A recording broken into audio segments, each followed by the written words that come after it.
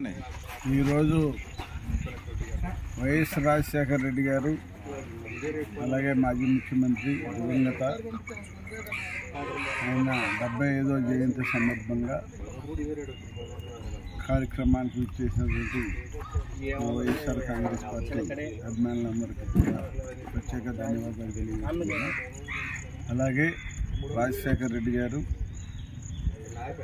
ఈ రాష్ట్రాన్ని తెలుగు రాష్ట్రాలు రెండు కలిసి ఉన్నప్పుడు బ్రహ్మాండంగా పేద బడుగు బలహీన వర్గాలని ఆదుకుంటంలోనే కానీ అలాగే అన్ని కులాలని కలిపి ఈ రాష్ట్రం అభివృద్ధి చెందడం కోసం సలహాలు తీసుకుని అభివృద్ధి చేయడంలో ముందంజుండి ప్రజల మన్ననలు పొందినటువంటి గొప్ప మహావ్యక్తి.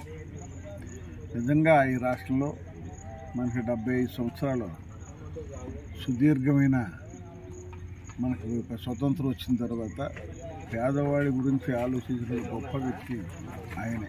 దాంట్లో ఏంటంటే ప్రతి కుటుంబంలో ఆరోగ్య పరిస్థితి లేకపోతే ఆరోగ్యశ్రీ అనేది పెట్టి పేద బలహీన వర్గాలను ఆదుకున్నటువంటి గొప్ప నాయకుడు.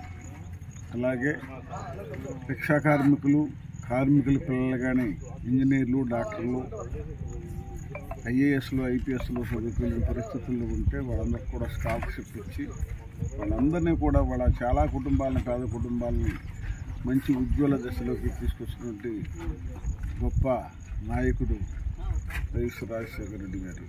అలాగే ఆయన తర్వాత అనేక పోరాటాలు చేసి వాళ్ళ కుమారుడు జగన్మోహన్ రెడ్డి గారు సుదీర్ఘంగా ఈ రాష్ట్రం మొత్తం తిరిగి బడుగు బలహీన వర్గాలకి ఏదైతే వాళ్ళ మనసులో వాళ్ళకు ఉన్నటువంటి బాధని కాగితాల రూపాయన తీసుకుని అప్లికేషన్ రూపాయన వాటన్నిటిని కూడా గత 5 సంవత్సరాల్లో జగన్మోహన్ రెడ్డి గారు ఆయనకంటే బాగా ఇంకా ఎక్కువ చేయాలనే ఉద్దేశంతో 10 పేద కుటుంబాన్ని గుండె కట్టి లేపిన మాట వాస్తవం. అనేక ఇబ్బందులు ఈ రాష్ట్రాన్ని చెప్పినా సరే ఆయన ఎలాంటి ఇబ్బందులు పడుకోకుండా ఈ రాష్ట్రంలో టైం పెడితే టైం ప్రకారం ఫండ్స్ రిలీజ్ చేసిన మాట వాస్తవం. వికలాంగులకి ఇవ్వనివ్వండి, వృద్ధులకి ఇవ్వనివ్వండి, రైతులకి ఇవ్వనివ్వండి, మహిళలకి చేయూతనే ఇవ్వనివ్వండి, అనేక రకాలుగా, అలాగే ఇళ్ల స్థలాలు ఇవ్వనివ్వండి, అన్ని రకాలుగాను పేద బడుగు బలహీన వర్గాలని ఆదుకున్నమాట వాస్తవం.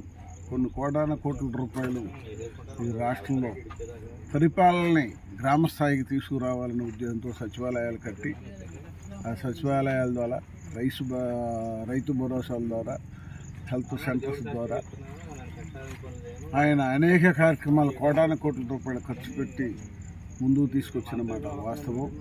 కానీ కొన్ని అనివార్య పరిస్థితుల్లో మా మేనిఫెస్టో ప్రకారం మేము ఇంతవరకే అమలు చేయగలమని జగన్మోహన్ రెడ్డి గారు చెప్పడం, వాళ్ళు దానికంటే ఎక్కువ చేస్తాము అని చెప్పి మేనిఫెస్టోలో పెట్టడం, ప్రజలు దాన్ని ఆకర్షించారు. ఈయన 3,000 ఇస్తా, 4,000 ఇస్తా అన్నాడు. వికలాంగులకి మేము 3,000 ఇస్తాను, 6,000 ఇస్తానన్నారు. ఇలాంటివన్నీ ప్రజల్ని హత్తుకున్నమాట వాస్తవం. అది కాకోకుండా ఇంట్లో కూడా రాష్ట్రంలో ఇళ్ల స్థలాలు మాకు రాలేదు, వాళ్ళకు వచ్చినాయని కొంతమంది, ఇలా అనేక మంది జగన్మోహన్ రెడ్డి గారు ఇవ్వలేనన్నాడు, చంద్రబాబు గారు ఇస్తానన్నాడు కదా అని ఆకర్షితులై ఓటేసి వాళ్ళకి అవకాశం ఇచ్చారు. మళ్ళీ మేము ఎక్కడ తప్పులు చేసాం, ఏం తప్పులు చేసాం, వీటన్నిటినీ ప్రజల్లోకి వెళ్ళి తెలుసుకుని రేపు రాబోయే పరిస్థితుల్లో ఇంతకంటే ఉన్నతంగా పనిచేయడానికి జగన్మోహన్ రెడ్డి గారు కానీ ప్రజాక్షేత్రంలో మేము కానీ పనిచేయడానికి, మేము చేసిన తప్పులు ఏమైనా ఉంటే సరి చేసుకోవడానికి మా వంతు ప్రయత్నం మేము చేయడానికి సిద్ధంగా ఉన్నాం.